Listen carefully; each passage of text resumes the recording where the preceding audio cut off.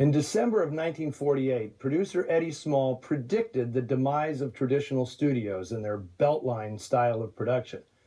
He presciently declared that independent production would soon replace the studio system, and he put his money where his mouth was.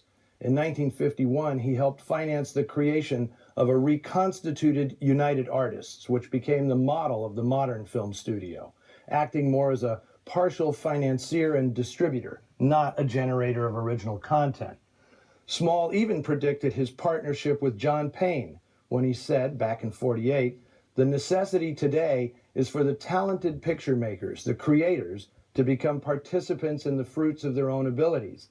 They must receive very little initial money, just honest salaries, but out of their own participation, they can make greater profits than ever before.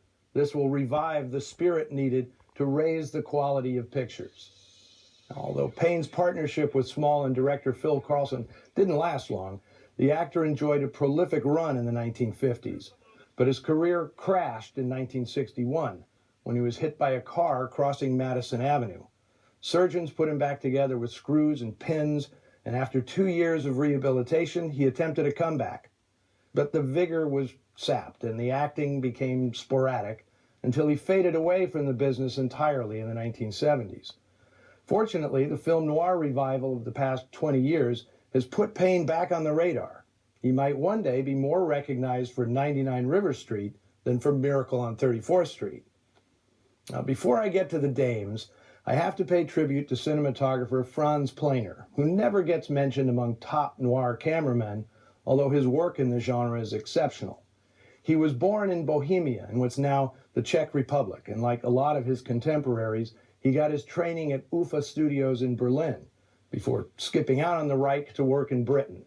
He moved to Hollywood in 1937, where his facility with moving the camera led to work with European expats like Robert Siodmak, Anatol Litvak, Fred Zinnemann, and Max Opels, for whom he shot the lustrous Letter from an Unknown Woman. Planer was Opel's favorite Hollywood cameraman. For Siodmak, he shot Crisscross, one of my favorite noir films and arguably the director's masterpiece. Phil Carlson may have chosen him for this picture because he'd done such a brilliant job on the boxing scenes in 1949's Champion. Now, for a few fun years, Evelyn Keyes and I were very good friends. I learned all about her amazing life when I profiled her in my book, Dark City Dames. Although she'll always be remembered as Scarlett O'Hara's younger sister, that's what she called her autobiography, she and I agreed that she gave her best performance in 1951's The Prowler. Now, that was a movie essentially made for her. This one, on the other hand, she never had any intention of making. By 1952, Evelyn had already moved to Europe, looking to leave Hollywood altogether. But she came back to tend to some business, and Eddie Small, who having been an agent could be very persuasive, convinced her to read the script. Of course, Evelyn loved the two showstopper scenes that directly revolve around her, and she signed right up. You know how badly I want this role. Please don't put it on that basis. I don't care about the money.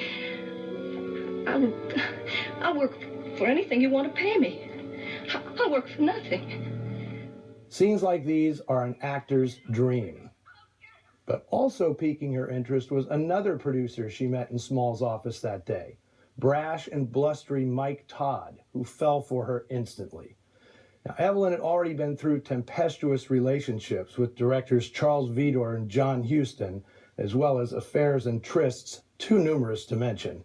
And although she claimed Mike Todd wasn't her type at all, they'd have a torrid affair during the making of 99 River Street, one that carried on through the next couple of years, until Todd fell even harder for Elizabeth Taylor. Don't feel bad for Evelyn. That woman knew how to bounce back. As Pauline, Peggy Castle does as much with the thankless role of a dissatisfied wife as any actress could. Something new? Costume jewelry. Rhinestones around a $10 movement. They look almost good enough to be real. They might be real if I hadn't married a pug. She was 25 years old when she made this, more than 5 years into a Hollywood career that began with her being touted as one of 1950's baby stars, a group that included Piper Laurie, Barbara Bates, Mona Freeman, and the ill-fated Barbara Payton.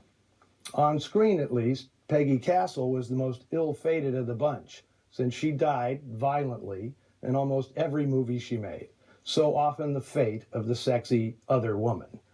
Castle even took to calling herself the girl they love to kill. And it's almost comical how Phil Carlson constantly frames shots to exploit Castle's lush figure. After a couple of years in the business, she was totally used to this treatment. She's not long for 99 River Street, but when she's around, Castle dominates every scene she's in. She even makes Pauline a bit more than a one-dimensional bad girl. Yeah, she's a harridan to her husband, but she makes you feel the frustration of living with a guy who can't put his failures behind him.